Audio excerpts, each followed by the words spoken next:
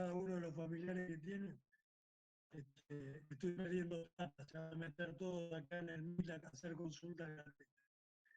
Pero fuera de broma, si nos vamos con casos particulares de cada uno, no terminamos más. Bueno, vamos con memoria. No intenten buscar esto porque no lo tienen. Yo me voy a guiar por otra cosa que ustedes no tienen. Ustedes lo que tienen que hacer es leer el PDF largo que tienen de memoria, no el cortito. ¿Mm? Con lo cual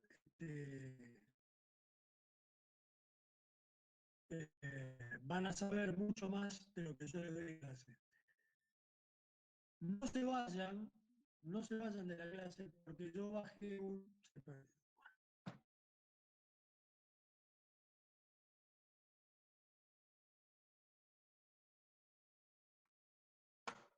Bueno.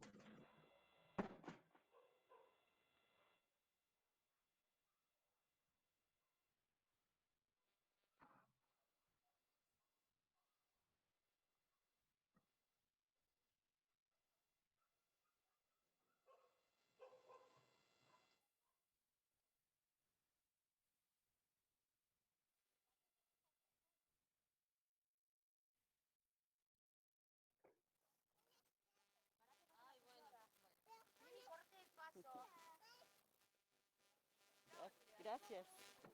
¿Estamos de nuevo? Sí. Bueno, ahora se escucha mejor.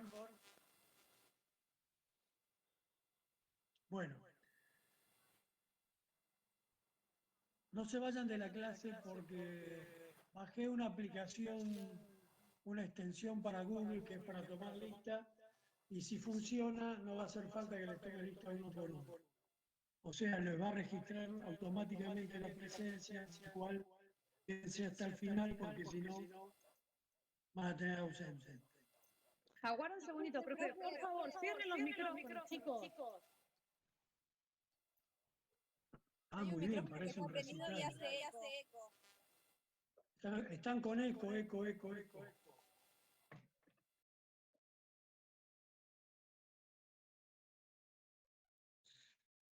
Ahora sí. Préndanlo únicamente cuando tienen que hablar o necesitan hablar. Bien, entonces,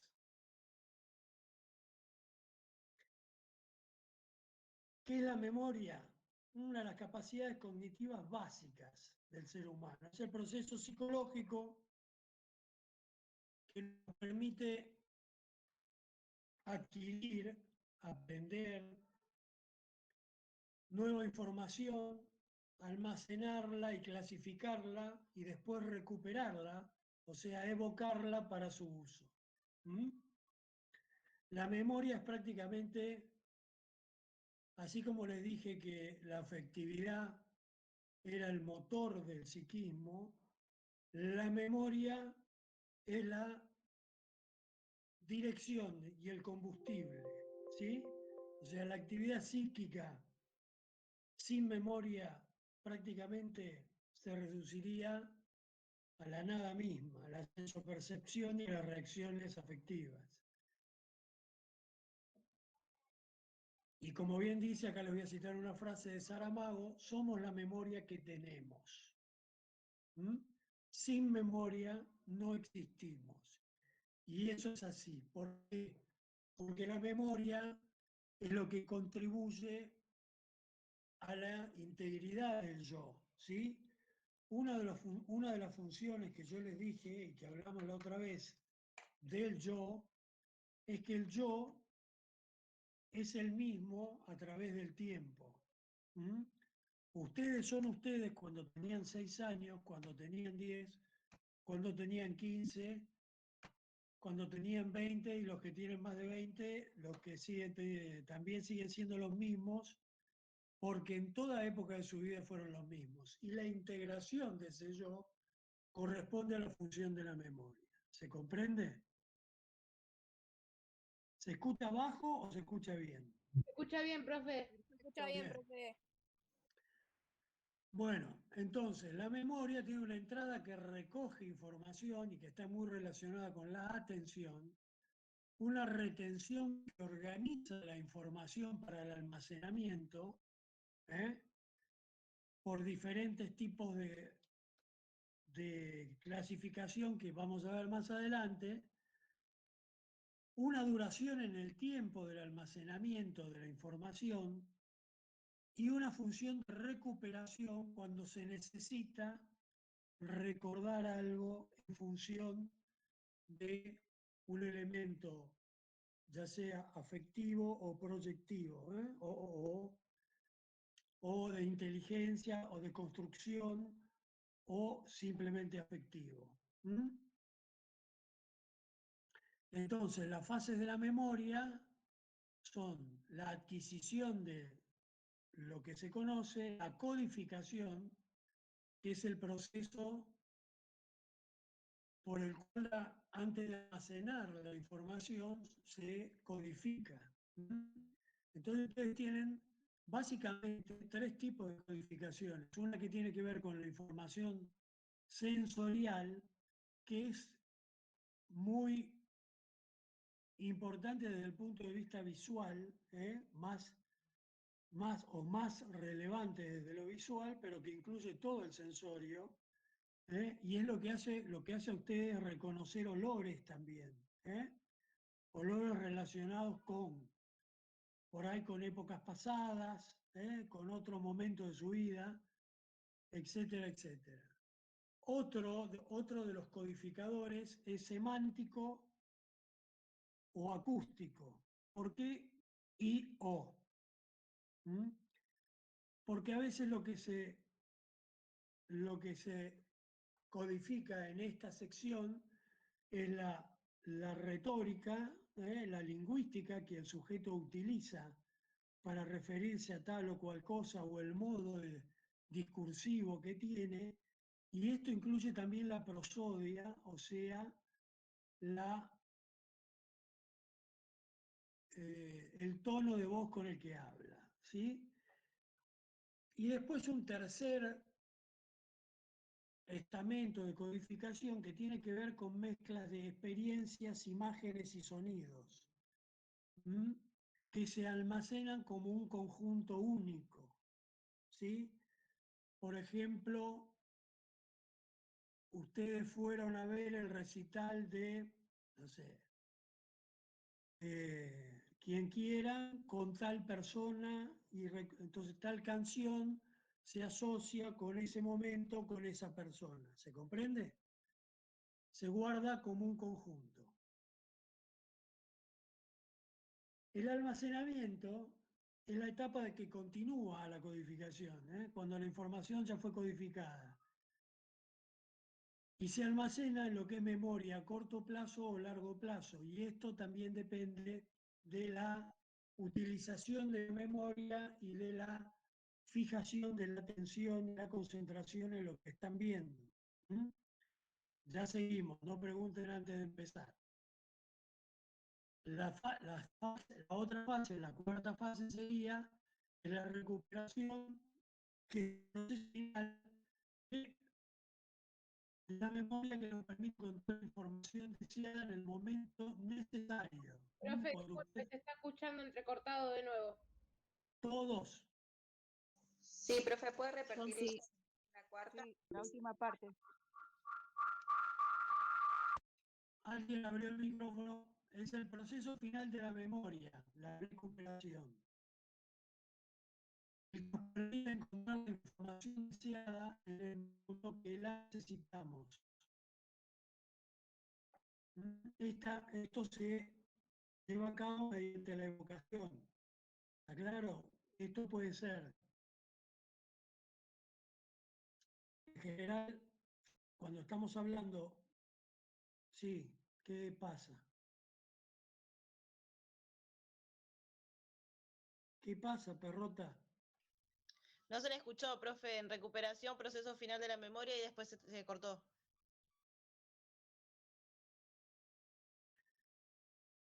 No sé lo que dice la profesora. ¿Algo me decís de la profesora? Que estoy en una licuadora, puede ser. Bueno, empezamos a ver, vamos a conectar otra vez.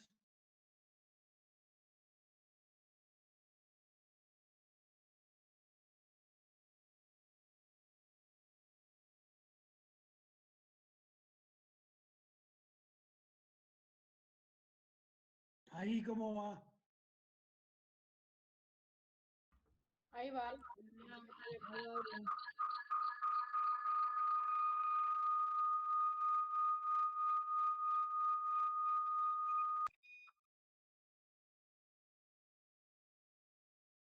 ¿Podemos seguir? Sí, profe. Pacheco. Cerrá el micrófono. Bueno, Profe, ¿puede repetir la fase 4, por favor? es el proceso de recuerdo, el proceso de evocación, cuando vos traes de la memoria el elemento que necesitas para lo que estás haciendo en ese momento, ¿sí? Que puede ser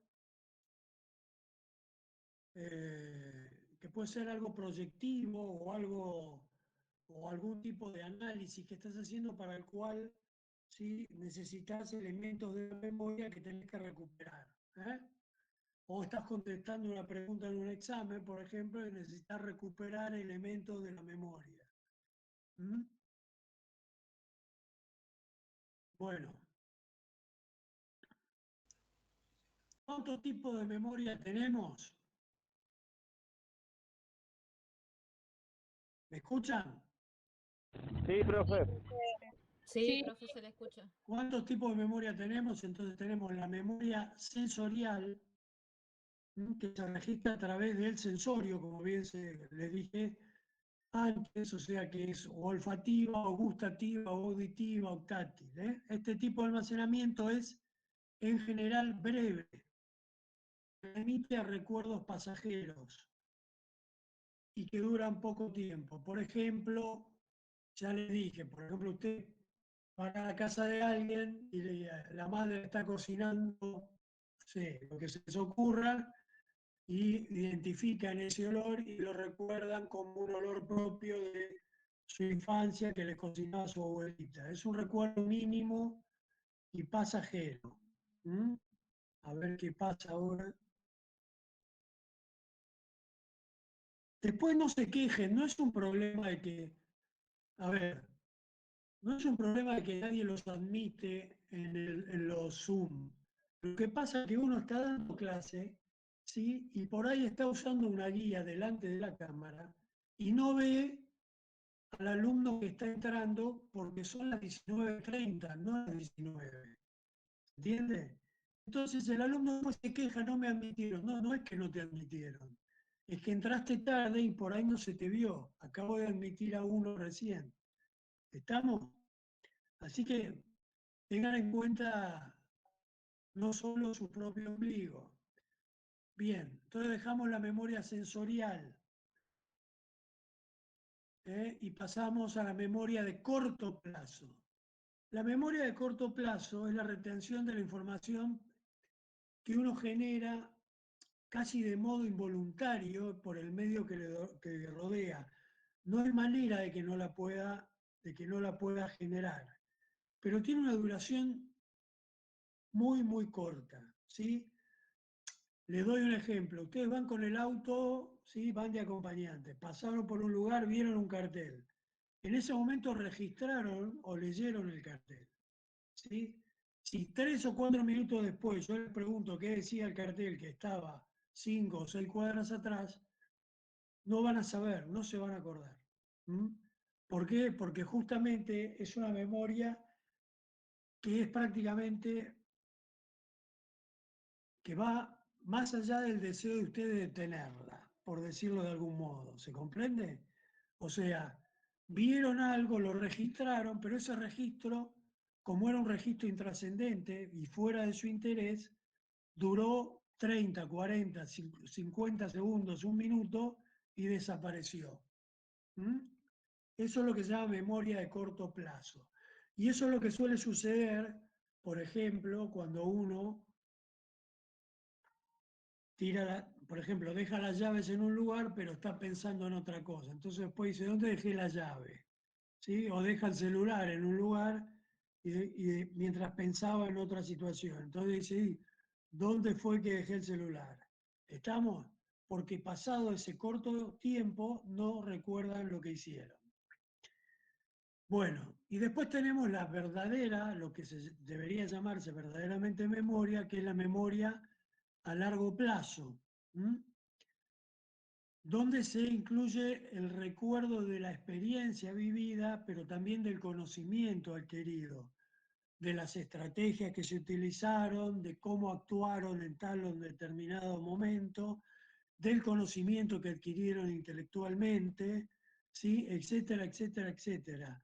Todo lo que fue significativo y que ustedes almacenaron como para uso posterior, ¿sí? Y con, digamos, con importancia para elaboraciones posteriores. Toda esta información que ustedes recogen a lo largo de su existencia y en estas diferentes cosas que le nombré, finalmente, ¿sí? va a formar parte de un contenido inconsciente y solo va a aflorar cuando a ustedes ese contenido les sea necesario o les sea evocado, les sea necesario evocar o recordar.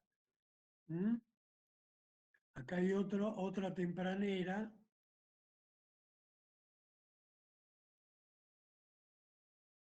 (19:31).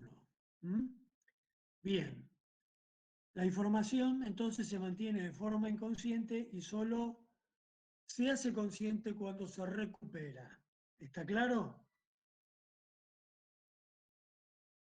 Bueno, sigamos. Entonces, la memoria a largo plazo tiene dos grandes ramas. Dos grandes ramas. La memoria semántica,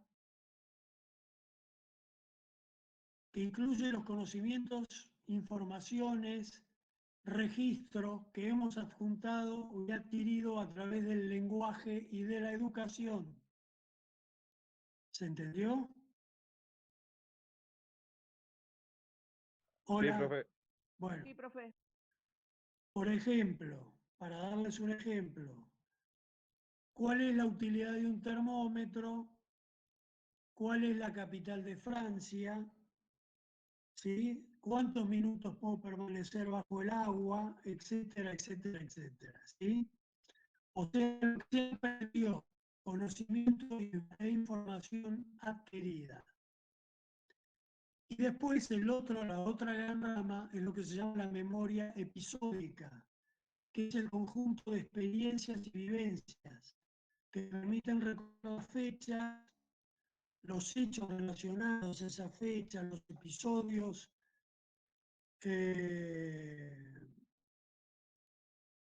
importantes que se vivieron en una época, en un lugar, y que quedaron fijados por diferentes razones que fuertemente relación con la afectividad, quedaron fijados en la memoria. Ejemplo de esto es el día que le ganamos 5-0 a tal, el día que nos casamos, donde guardé el lugar clásico donde guardo los anteojos todos los días, ¿está claro? O sea, cosas que están regidas por episodios y no por conocimiento. ¿Se entiende? Sí, ¿Entendió? profe, se entendió. Profe. Profe, ¿Podría ser? No escucho, ¿qué? La pérdida de un familiar, por ejemplo, el día que fallece. Por ejemplo, sí, padre.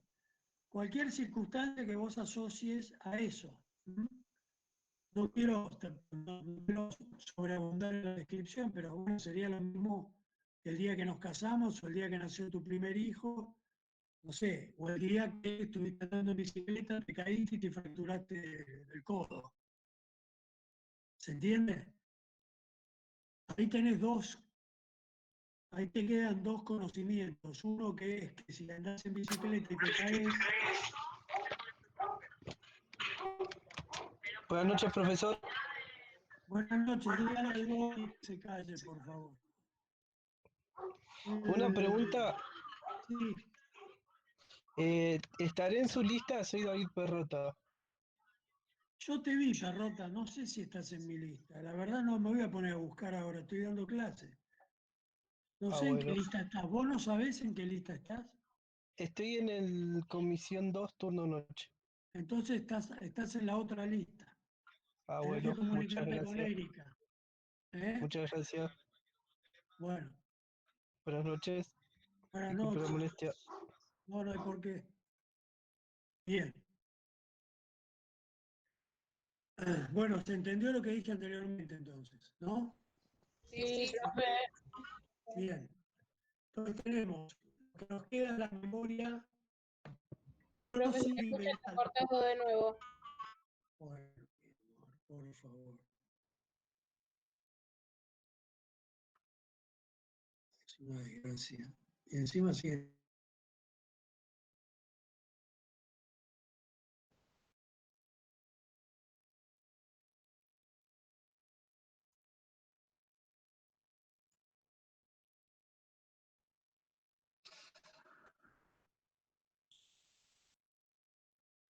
Vamos a poner un límite a esto. Después de las 19:15 no entra nadie. ¿Está claro? Otra más. ¿Está claro? Se los digo ahora a todos los que están acá de testigos, se lo transmiten a sus compañeros. Porque no es si no tengo que estar interrumpiendo cada 5 segundos. ¿eh? Ya lo había dicho, profe. Bueno, ahí está, otro más, otro más. ¿Ven? Entonces después, ¿saben qué? Después van al centro de estudiantes y se quejan de que no los admiten. ¿Está claro? Pues no los admiten por esto. Yo los estoy admitiendo, pero la verdad, el que no los admite, la verdad, lo aplaudo. Porque es una falta de respeto que entren a la hora que se les canta. Si tienen clase a las 19. Yo estaba conectado a 19 y 2 minutos. Otra más. Y dale con que entro. ¿Estamos? Porque la verdad que no se puede así. Bueno, voy a tratar de terminar. Bueno, nos queda la memoria procedimental o inconsciente. Es la memoria que uno acumula en habilidades rutinarias y las almacena en en una categoría que sería cómo se hacen determinadas cosas, que se adquieren por experiencia repetida o condicionamiento. Tipo lo que ustedes hacen en su trabajo. Por ejemplo, ustedes saben que preparan la medicación, ven paciente por paciente, ven lo que escribió el médico, preparan la medicación, la ponen en su bandejita y la administran con un método. O lo que los hace andar en bicicleta, o lo que los hace ajustar un tornillo hacia el lado derecho y no hacia el lado izquierdo, y etcétera, etcétera, etcétera. ¿Se comprende? O sea, memoria de trabajo, memoria procedimental, no es exactamente memoria de trabajo, pero es la que regla los procedimientos comunes que hacen todos los días. ¿Está claro? O sea,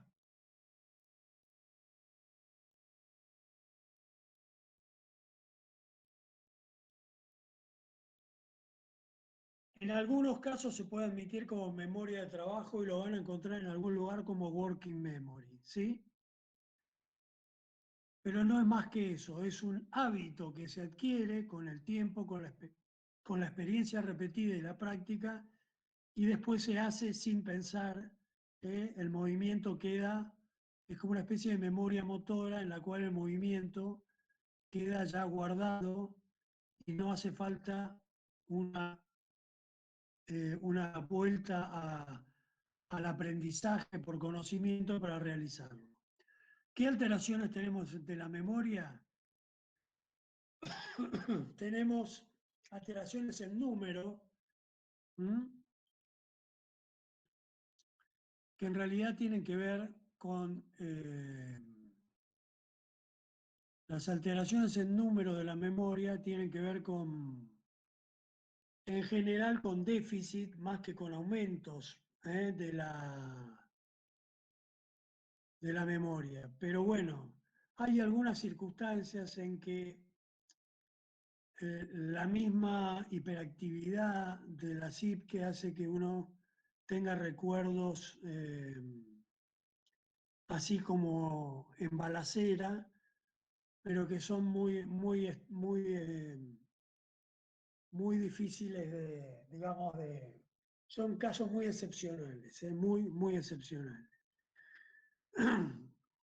La otra es también casos excepcionales, gente con coeficientes altísimos, que bueno, tienen una capacidad de información muy alta y entonces recuperan información con mucha facilidad debido al alto coeficiente intelectual. En general lo que se ve son hipomnesias o amnesias, que se ven sobre todo en los procesos de deterioro. Los procesos de deterioro, como puede ser la demencia,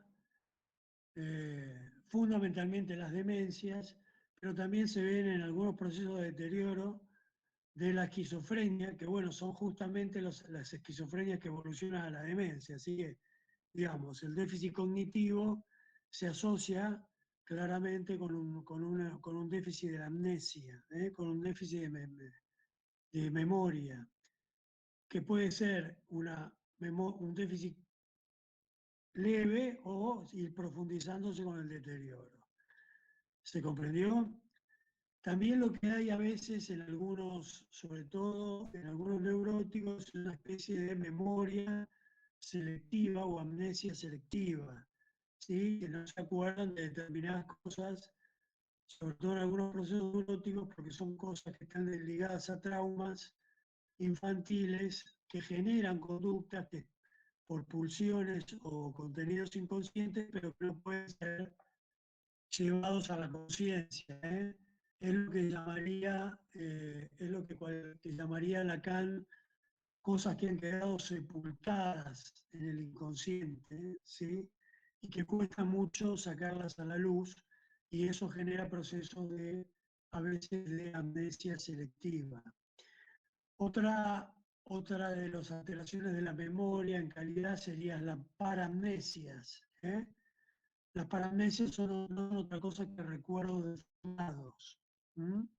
Recuerdos deformados.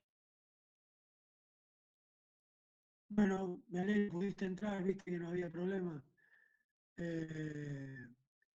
Tratá de entrar a las clases de la mañana del mismo modo, es un enlace como hiciste ahora.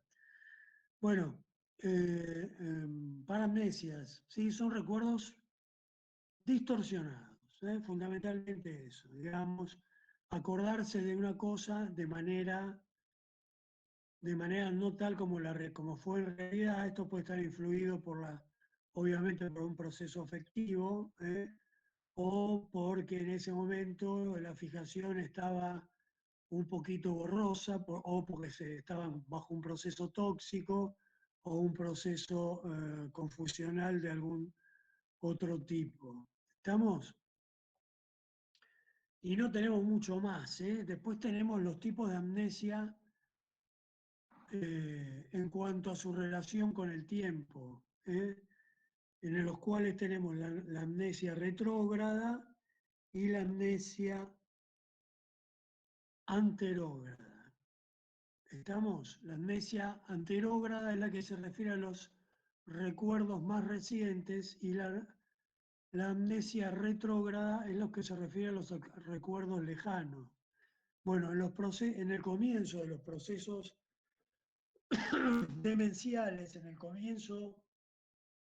los comienzos de los procesos demenciales, sobre todo la enfermedad de Alzheimer, se dan con este tipo de amnesia, la amnesia anterógrada. Por lo tanto, ustedes van a ver que lo primero que pasa, sobre todo en esta gente que tiene estos procesos de comienzo, es que se olvidan, por ejemplo, que prendieron el gas o que dejaron una canilla abierta o etcétera, etcétera, cosas que hicieron recientemente.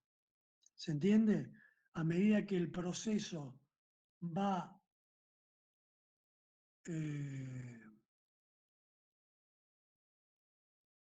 avanzando, digamos, se van perdiendo todos los estadios de la memoria, el anterior y el posterior también. La memoria está muy relacionada con el hipocampo, ¿eh? De modo que uno de los métodos de seguimiento, por ejemplo, la enfermedad de Alzheimer, es la evolución de la atrofia de hipocámpica. Y eso nos da idea, va siendo correlativo con la evolución de la pérdida de memoria y de la demencia. El hipocampo vendría a ser como una gran biblioteca donde se almacenan los recuerdos de todo tipo que estuvimos viendo hasta ahora. Y el hipocampo está muy, muy, muy conectado con la amígdala, ¿sí? Por eso, ¿por qué? Porque la amígdala, recuerden ustedes que participaba de los procesos instintivos y de los procesos emotivos. Por lo tanto, bien se dice que lo que se pierde en última instancia en estos pacientes que entran en demencia y tienen amnesia es la memoria emocional, o sea, aquella memoria que está relacionada con emociones muy fuertes. ¿Está claro? Con la vista de un hijo, o etcétera, etcétera, etcétera. ¿Se comprendió? ¿Estuvo Sí, claro? profe. Sí, profe. Entendió. Bueno, entonces vamos a seguir. Vamos a seguir. Vamos a ver inteligencia, que es cortito. Esto sí, lo tienen, es muy corto. Yo únicamente no tengo mucho más que agregar a esto, es muy corto y no tiene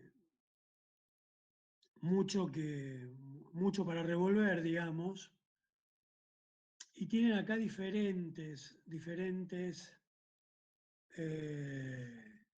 definiciones, que todas son ciertas, todas son ciertas. O sea, a mayor capacidad de pensamiento abstracto se supone que mayor inteligencia, ¿sí? A mayor capacidad de adaptación al medio se supone que mayor inteligencia. Y a mayor capacidad para actuar con un propósito concreto y pensar racionalmente y relacionarse con el ambiente, mayor inteligencia. Obviamente, todas estas funciones no dependen únicamente de la inteligencia, ¿sí? Porque yo les diría, por ejemplo, que la capacidad de adaptarse al medio, si bien tiene que ver con algo cognitivo, también tiene que ver y mucho con la emotividad que el paciente, o sea, la amabilidad que recibe el paciente de parte del medio al cual se tiene que adaptar, ¿sí? Y obviamente en un medio hostil, por más inteligente que sea el paciente, va a tratar y trate de adaptarse, le va a costar mucho más adaptarse y eso no significa que sea menos inteligente. De todas estas definiciones, yo creo que las dos características más importantes son el pensamiento racional y el pensamiento abstracto. Y eso sí tiene que ver con la inteligencia, la capacidad de abstraerse de lo que es estrictamente concreto, son índices fuertes de inteligencia, la capacidad de análisis de tal o cual situación o de tal o cual contexto o de tal o cual contenido intelectual, la capacidad de análisis, de interpretación, de elaboración de ese contenido y de proyección en las ideas, la capacidad de ideación y de proyección, eso sí tiene que ver con la inteligencia. La capacidad de adaptación es como que depende más de muchas otras cosas. De todas maneras, nada depende solo de la inteligencia. ¿Está claro? Y claramente, si bien la inteligencia es importante y tiene su valor, claramente está sobrevalorada. Así que, nada, esto es lo que quería decirles fundamentalmente. de todas estas definiciones que tienen de inteligencia, porque en realidad ninguna de estas cosas por sí sola depende de la inteligencia, sino de la integración de todas las funciones. Digamos que una buena integración de todas las funciones contribuye a un mejor uso de la inteligencia. ¿Mm? Bueno, acá tenemos, por ejemplo, categorías de la conducta inteligible, capacidad para resolver problemas prácticos, conexión entre ideas, habilidad verbal, saber leer con alto grado de comprensión, pensar antes de hablar o actuar, etcétera, etcétera.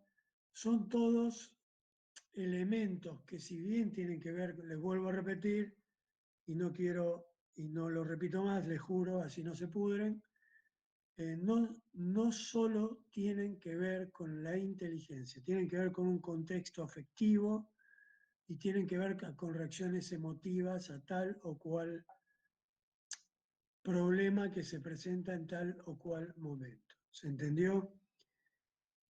Bueno, ¿cómo medimos la inteligencia? La inteligencia se mide en razón de la edad mental y en relación a la edad cronológica sobre 100.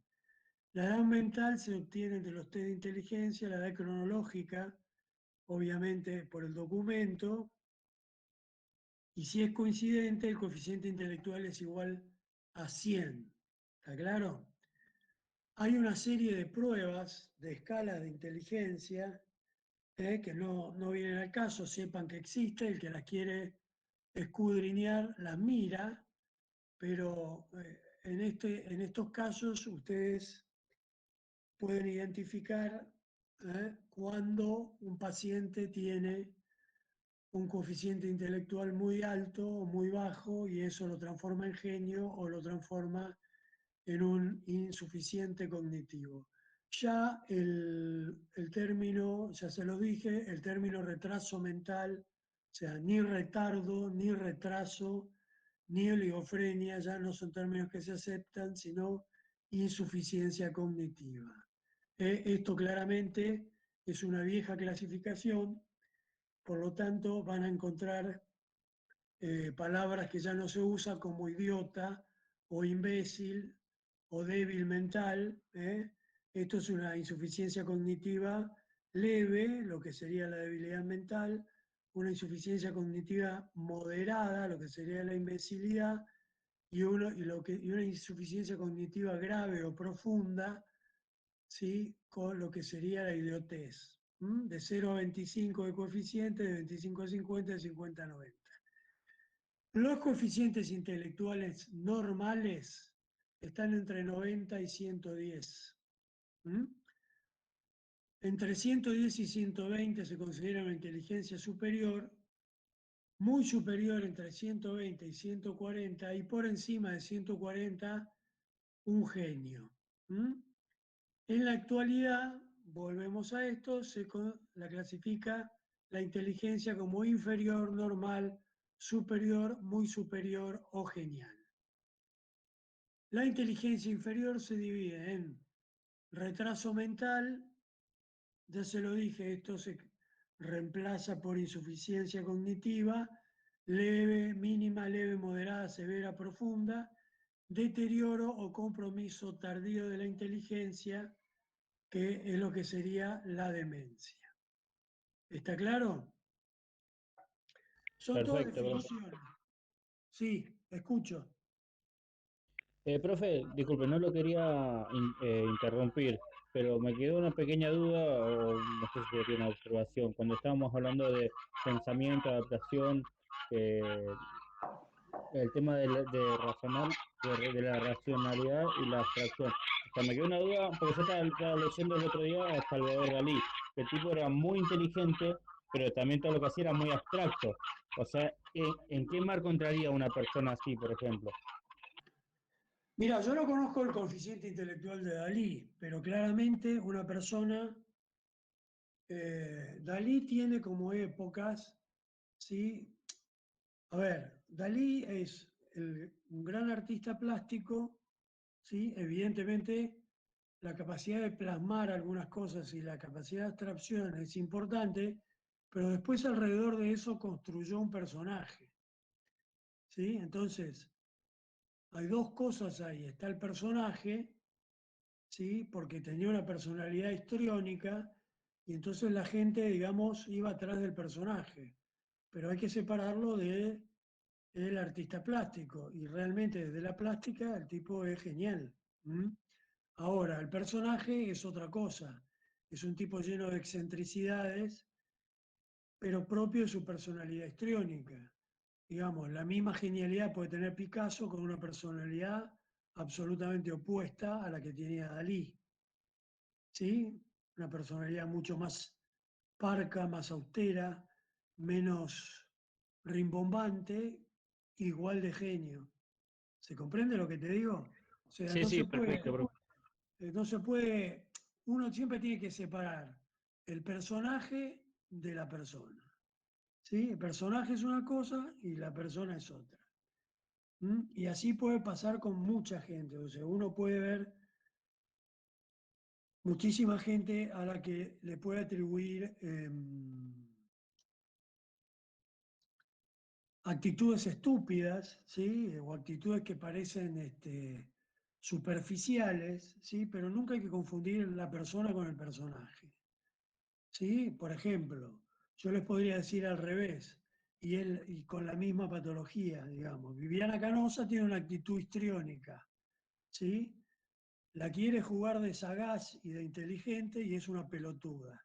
Entonces, tenemos los dos casos opuestos. Tenemos una personalidad histriónica, ¿sí? En un tipo como Dalí, que uno lo puede juzgar al verlo por la vestimenta, los bigotes, etcétera, lo puede juzgar como superficial, pero por otra parte, ¿sí? En su actuación real es un tipo brillante. ¿Está claro? En cambio tenemos por otro lado esta mina que tiene el mismo histrionismo, la misma cosa de estar en primera plana, de estar todo el día figurando y desde el punto de vista de de su desempeño intelectual es un electroencefalograma casi plano. ¿Se comprende? Entonces, no es lo mismo. Para la misma patología. La patología es prácticamente la misma, porque si uno lo ve de lejos así a grandes rasgos, hay un histrionismo que entraría dentro de lo que sería una histeria o un trastorno histriónico de la personalidad. Pero bueno, no es lo mismo Dalí que Viviana Canosa. ¿Se entiende? Y no es Perfecto, casual profe, gracias. y no es casual que Dalí esté en el Museo de Arte Moderno de Nueva York y que Viviana Canosa no junta 3 puntos de rating en Buenos Aires. ¿Se comprende? O sea, no es lo mismo todo, ¿sí? Hay cosas que parecen lo mismo, pero no son lo mismo. ¿Está claro? Y uno tiene que ver todo el desarrollo de la persona y no el personaje. Porque con el personaje no hacemos nada. Todo el mundo construye un personaje. Todos ustedes, cualquiera de ustedes, construye un personaje. ¿Se entendió? Bien. Sí, sí. Bueno, vamos a hablar de memoria para terminar. ¿Sí? Del memoria, del lenguaje.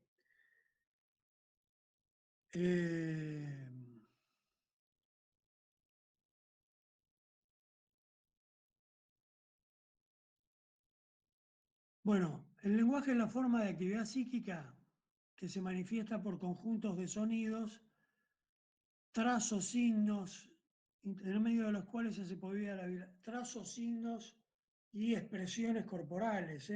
No nos olvidemos que hay una gestualidad que acompaña a la palabra, ¿sí? Entonces, no confundamos lenguaje con lingüística. ¿Sí? Si yo le hago a ustedes un signo de fuck you, estoy utilizando un lenguaje y ese lenguaje no tiene que ver con la lingüística, sino con la gestualidad. ¿Mm? Son el vehículo de expresión del pensamiento, deseos, afectos, etcétera, etcétera, etcétera. ¿Mm? Bueno, puede ser, como les dije antes, puede ser oral, gráfico, gestual, etc. Es la única de las funciones integradoras que se va adquiriendo a través de la vida. ¿Mm? O sea, ustedes no nacen con un lenguaje, sino que lo van adquiriendo con su desarrollo y con su conocimiento. ¿Está claro? Entonces, el medio social, familiar, el escolar, más la educación y el conocimiento es lo que va formando su lenguaje en todos los sentidos, en el gráfico, en el, en el, en el oral y en el eh, gestual. ¿Se entendió? ¿Mm? Obviamente, el lenguaje también está influido por varias otras cuestiones, porque obviamente la afectividad y la emotividad influyen claramente en el lenguaje, ya sea en algunos trastornos en la palabra, en la articulación, o en algunos trastornos emotivos con respecto a la gestualidad, que no pueden esconderse, ¿eh? Ustedes pueden ser que medien, por ejemplo, que están aburridos de escucharme, pero al mismo tiempo por ahí en la cara no lo pueden disimular. Y eso también es lenguaje. ¿Está claro? Entonces, lo que tienen que tener como concepto que lo van adquiriendo a través de la vida, con el desarrollo en los distintos medios en los que participan. Primero, obviamente, el familiar, después el social, después el escolar, la educación, el conocimiento, el medio ambiente y por último con las experiencias laborales. ¿Está? Entonces tenemos, el lenguaje pues, está muy relacionado con las áreas de Broca y de Wernicke, como ustedes ya saben, y presenta trastornos que pueden ser de tipo que tienen que ver con la articulación o la producción de la palabra, y otros trastornos que tienen que ver, que son cualitativos y tienen que ver con otras cuestiones de la palabra, que es con la elaboración del discurso. Entonces empecemos. Tenemos la disartria, que es la alteración en la articulación de las palabras. La dificultad silábica para articular, en especial consonantes, arrastrando o enganchando algunas letras,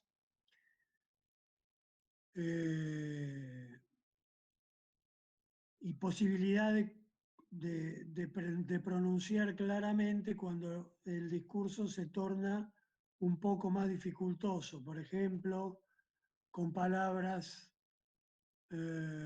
con mucha combinación de consonantes y vocales, como plenipotenciario, desjerarquización. Estoy mirando algunos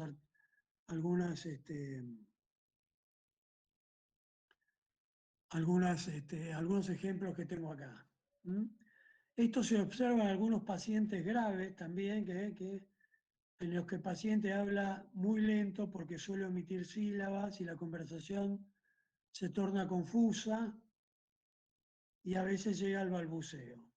Se puede ver en intoxicaciones, oligofrenia, etc. Típico del borracho, una de las cosas de la intoxicación alcohólica, porque la intoxicación alcohólica ataca el cerebelo y el cerebelo tiene bastante que ver con la articulación de la palabra. Después tenemos la dislalia, que es la cualidad de mala pronunciación por algunas deformaciones o por alguna dificultad en del paladar o los dientes o la lengua, o por o alguna otra dificultad del aparato fonador. Son las típicas personas que tienen problemas para producir para pronunciar la R, que la hacen, la hacen como RG, o la L o la S. Entonces, es la típica persona que reemplaza la R por la L o que no puede reemplazar la L y la pronuncia como una D, etcétera, etcétera. Bien, después tenemos la afasia, que es la imposibilidad de utilizar el lenguaje, acá dice oral o escrito, cuando es escrito se llama agrafia, con los órganos sensoriales intactos y sin impotencia muscular. Esto se debe, las afasias, ustedes saben que se deben a lesiones en el área de Wernicke y en el área de Broca, donde tenemos la afasia de expresión, ¿sí? Y la afasia de compresión, o sea, el paciente, la afasia de expresión, el paciente comprende pero no puede contestar. En la afasia de comprensión, el paciente puede hablar pero no comprende lo que se le dice, y en la afasia mixta ni comprende. Bueno, acá están, no sé para qué me estoy gastando. Bueno, la afasia de Wernicke o sensorial o de comprensión, las lesiones de la corteza cerebral temporal y la parte de la segunda circunvolución, etcétera, etcétera, de pérdida de comprensión del lenguaje hablado o escrito. El paciente habla pero no coordina las palabras y sonidos, oye pero no comprende las palabras que se le dirigen, ve las letras pero es incapaz de leer, eso se llama alexia, es incapaz de escribir, agrafia. Por lo tanto, las palabras habladas o escritas pierden significación simbólica para el paciente. Bueno, hay fallas nésicas, olvido del vocabulario, dificultad de hallar los vocablos, olvido del nombre común de las cosas, como eso se llama afasia nominal, porque puede estar dirigida a algunas cosas, por lo tanto uno le puede mostrar un objeto, el tipo lo reconoce y puede, gesticulando, puede decir para qué sirve, pero no lo puede nombrar. El agramatismo es la pérdida de verbos y preposiciones, intoxicación por la palabra. Bueno, esto no. ¿Se entendió lo que es la fascia de Wernicke? Es fundamentalmente una fascia de comprensión, ¿sí? Y la fascia nominal es la incapacidad de nombrar algunas cosas. Ojo que la fascia nominal se puede dar por sí sola, es decir, puede que una persona pueda comprender y hablar y tener episodios de afasia nominal. Por ejemplo, mostrarle una llave y que te diga, esa cosa se usa para abrir la puerta del auto o para abrir la puerta de mi casa, pero no puede decir llave. ¿Está claro? Bueno. Después tenemos la estereoagnosia, que es otra de las formas de alteraciones que dependen de lesiones cerebrales, es la alteración del tacto por la que el paciente está incapacitado para reconocer los objetos, que toca con la mano derecha, es decir, el único órgano afectado cuando la erección afecta el pliegue curvo. Después tenemos las disfasias, entre las que se encuentran la parafasia, que es la deformación y defectuosa pronunciación de las palabras, y el empleo de unas palabras por otra,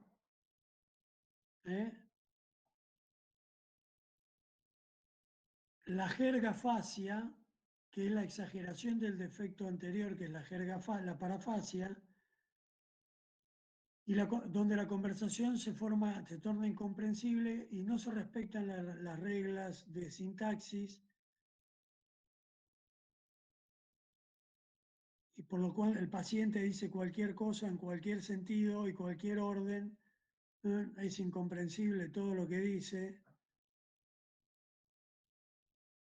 En la parafasia a veces pueden ver ustedes que el paciente hace como juegos de palabras, por ejemplo, asociaciones de palabras sin fin, por ejemplo, me voy a comprar una sierra, serrano, serrucho, serruchado, serruchito, aserraderos, y sigue así interminablemente con un montón de asociaciones que no tienen absolutamente nada que ver con lo que está hablando. Bueno, el paciente es incapaz de corregir puesto que no reconoce las palabras que pronuncia y por lo tanto ignora que habla de forma incorrecta. O sea, esto es lo que tienen ustedes que recoger. El paciente no registra lo que está, la forma incorrecta en la que está hablando. La fascia de Broca, también llamada fascia motora o fascia de expresión, lesiones que recaen en el pie de la tercera circunvolución frontal del lado izquierdo, no es otra cosa que la fascia de Wernicke agregando la anatria o afasia motriz pura, o sea, imposibilidad de articular palabras, y casi no se observa. Es casi imposible de observar. O sea, es muy rara, quiere decir esto. Después tenemos las disfemias, que son alteraciones en la emisión, por ejemplo, el tartamudeo o el balbuceo. Estos son alteraciones en la emisión de la palabra, se llaman disfemias. Otras alteraciones en la palabra, están viendo que estamos viendo un montón de alteraciones que corresponden a problemas casi exclusivamente neurológicos. Es algo, alguna que otra intervención que les hago al costado yo, casi todo permanece dentro del área de la neurología. Las disfonías que, sí. Profe, disculpe, quería hacerle una preguntonta. Todas estas patologías o estos problemas en el habla, ¿tienen corrección, digamos, son tratables o son problemas que... A veces son tratables, otras veces con la fonoaudióloga, sobre todo cuando se dan en chicos, se corrigen con la práctica del tiempo, el ejercicio, otras veces no son tratables porque son lesiones neurológicas que al no retroceder se perpetúan y quedan lejos del tratamiento. No es siempre igual, no es siempre igual. Esto lo que tienen que tener, lo tienen que tener como claro, digamos, porque estas son definiciones, pero ustedes tienen que saber que mismo en estas definiciones hay grados y hay combinaciones y hay orígenes distintos. Por lo tanto, digamos, yo te puedo decir una disfonía. Yo en este momento tengo una disfonía causada por el hecho de que estoy dando clase, ¿sí? Pero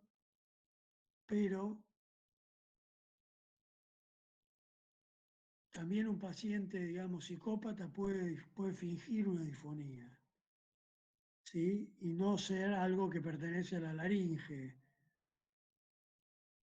Entonces, en principio son alteraciones que tienen que ver con alteraciones neurológicas o del aparato fonatorio, pero también puede pasar en algunas enfermedades mentales. ¿Se entiende? Por ejemplo, las parafasias que le nombré recién o la jergafasia son muy típicos de los psicóticos, particularmente los esquizofrénicos, pero algunos parafrénicos que son muy floridos y tienen mucha alucinación, también suelen tener jergafasias o parafasias. Ahora vamos, creo que acá está y si no se los digo yo, no importa. Bueno, otra de las alteraciones es la taquilaria, o sea, la taquilalia, taqui rápido, ¿sí? Es la aceleración de la emisión de las palabras coincidente con los casos de aceleración del ritmo psíquico. En general esto se ve en la manía y en la agitación psicomotriz, que el paciente habla y muy rápido y todo el tiempo. Diferente es un paciente que es verborrágico, que habla todo el tiempo, pero no acelera sus palabras. El maníaco puede decir, bueno, ahora vamos a tener una clase de psiquiatría, por lo tanto estén todos preparados, que ya mismo vamos a empezar a ver. Habla a ese nivel. Eso es taquilalia, hablar con mucha velocidad. Al revés, la bradilalia, ¿sí?, se presenta en todos los casos en que hay enlentecimiento psíquico. Desde las intoxicaciones, por ejemplo, la más común es la alcohólica, se ve mucho en los que fumaron marihuana, por ejemplo, los que fumaron marihuana, cannabis, por ejemplo, con mucho contenido de CBD, ustedes saben que el cannabis tiene distintas fracciones, los cannabis que tienen mucho contenido de CBD actúan deprimiendo un poco el sistema nervioso central, por lo tanto, generan cierto grado de enlentecimiento, y por lo tanto pueden generar bradilalia. También se da esto en mucha patología que provoca confusión mental, sea cual fuera su origen, y también en la depresión severa, donde el paciente está muy introvertido y todo el aparato psíquico se enlentece y por lo tanto su palabra también. O sea que puede ser de origen orgánico o bien puede ser parte de un trastorno psicológico. Después tenemos, y este sí ya es un trastorno más íntimamente ligado a la psiquiatría, la verbigeración, que es la repetición constante de frases o fragmentos de frases sin ningún sentido y carentes de lógica o de objetivo. Suele haber acá trastornos muy importantes de la corteza cerebral, o sea, cuando hay una demencia muy avanzada, por ejemplo, pero es muy típico de verlo, si no se ve en las demencias avanzadas, de ver en los pacientes también esquizofrénicos avanzados que tienen cierto grado de debilitamiento y de atrofia cortical, ¿sí?, que ustedes los van a ver, sobre todo cuando vayan, si tienen oportunidad de ir al Borda o al Moyano, va a haber pacientes que repiten: el sol sale por el este, el sol sale por el este, el sol sale por el este, el sol sale... Y pueden estar así media hora. Y así pueden agarrar otra frase cualquiera y estar así con esa frase durante media hora, seguir y seguir y seguir. Esto también se puede observar y puede ser un tipo de catatonía, que es otro tipo de esquizofrenia. Bueno, por último, tenemos el mutismo. El mutismo puede ser también de dos orígenes. Puede ser de origen neurológico, puede haber una lesión cerebral que haga que el paciente deje de hablar. No quiere decir que no comprenda, sino que deja de hablar. Entonces,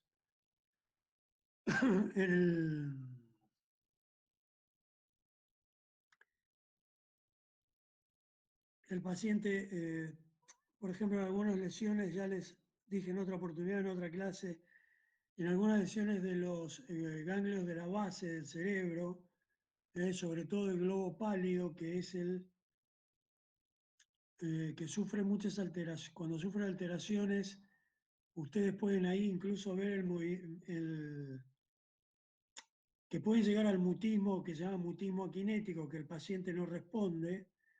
A veces estas alteraciones son puramente eléctricas de la corteza y el paciente no responde y se tratan con antiepilépticos porque son descargas epilépticas en los que se genera mutismo. Pero también puede ser por lesiones del globo pálido o por atrofia del globo pálido. A veces se va dando con el consumo prolongado y crónico de cocaína, suele dar por isquemia, a veces alteraciones en el globo pálido, por el cual ustedes van a ver gente que les cuesta empezar una frase, por ejemplo, que empiezan ¿sí? Y después largan la frase. Y otras veces el mutismo es solo una manifestación de enfermedad mental. Suele verse en algunos tipos de esquizofrenia y suele verse sobre todo en la esquizofrenia de estado catatónico, que por más que ustedes insistan, el paciente no responde. ¿Está claro? O sea, ante una situación de mutismo, lo que hay que hacer es estudiar el cerebro. Si no hay lesión cerebral, claramente la,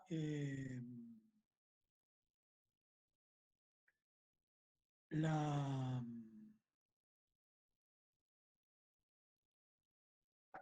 la producción de mutismo se debe a una cuestión psicológica, a una cuestión psiquiátrica o psicopatológica y no a una lesión cerebral en la corteza o una lesión en los ganglios de la base. Le digo particularmente globo pálido porque el globo pálido tiene que ver con los comienzos del movimiento, por ejemplo, con el empezar a caminar o con el empezar a hablar. Por eso a veces esto que les estoy diciendo, el paciente empieza con bueno, lo repite varias veces hasta que puede arrancar con el resto de la frase. Pero uno tiene que hacer la investigación neurológica, descartarla, y si todo eso está descartado, entonces ya uno puede dar por hecho que es un problema pura y exclusivamente psicopatológico. Así que, bueno, esto, otra de las cosas que no está acá, pero que pueden encontrar en el paciente, es lo que en los pacientes psiquiátricos es lo que se llama musitación. La musitación no es otra cosa que pacientes que ustedes los ven en un rincón, por ahí, es muy típico de los paranoicos esto, que por ahí estén sentados así mirando y estén,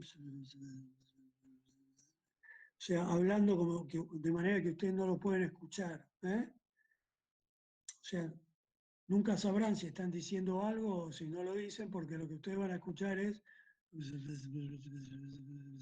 van a ver que hay un movimiento en la boca y que el paciente dice algo que es ininteligible para ustedes. ¿Se entendió lo que dije? Lean el PDF que tienen de lenguaje, que es mucho más completo esto que yo le di.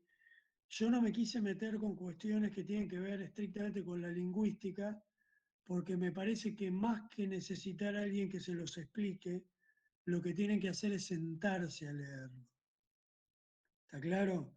Porque requiere de una concentración, porque hay elementos un poquito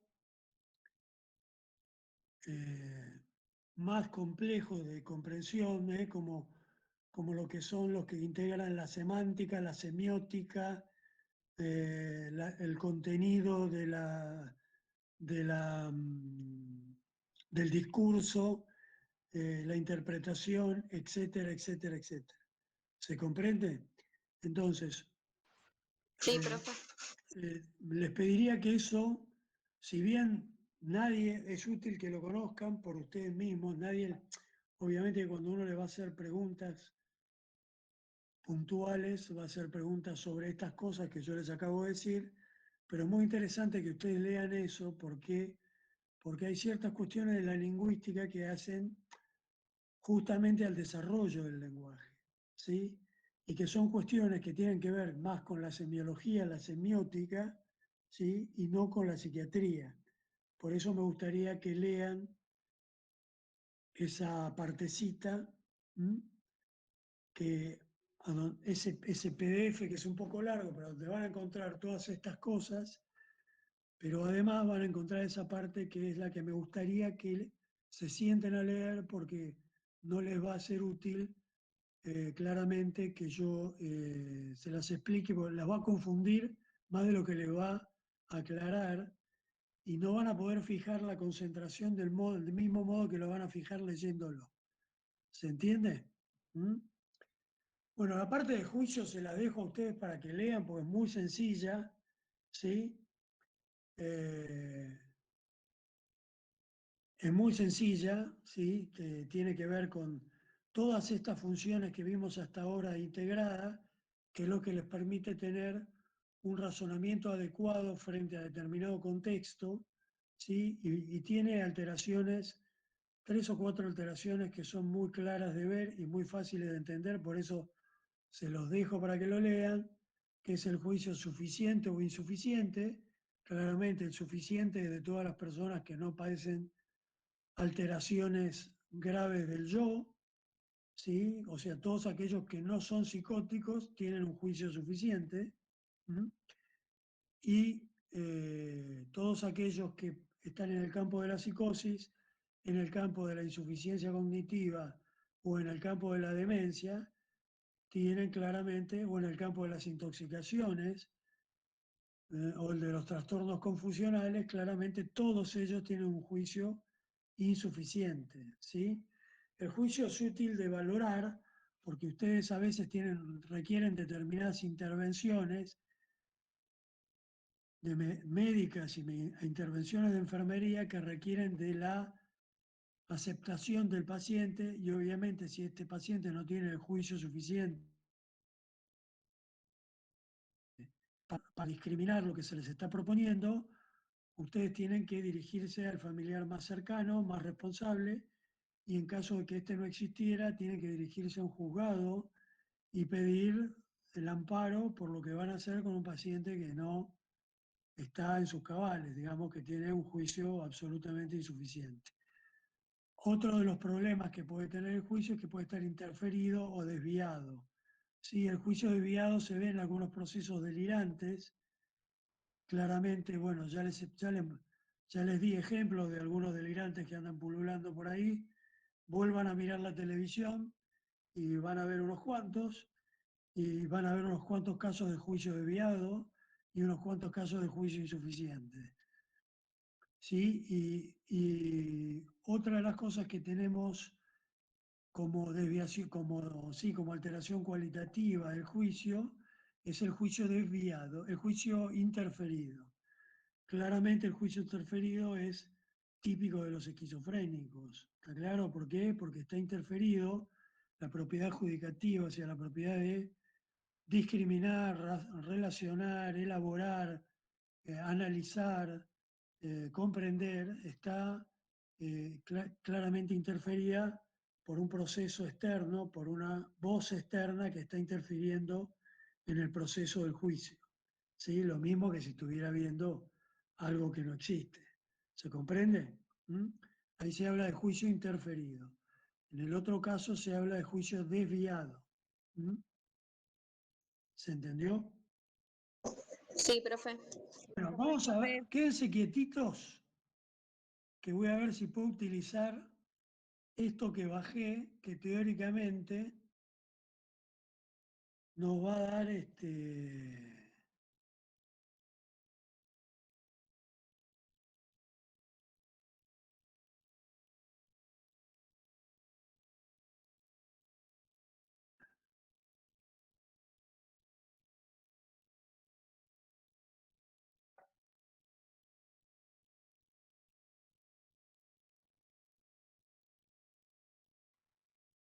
vamos a ver si lo puedo usar.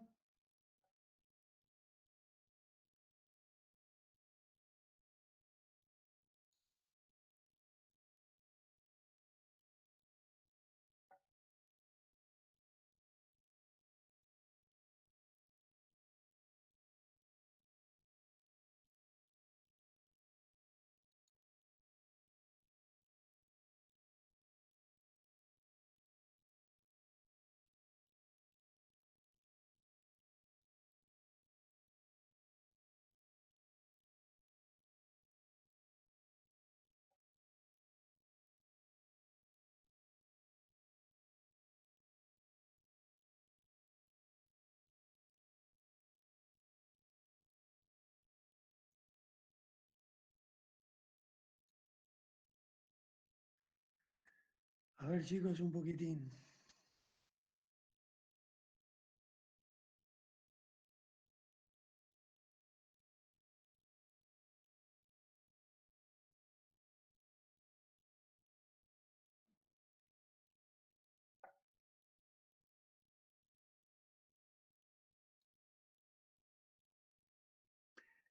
No sé cuál es el motivo.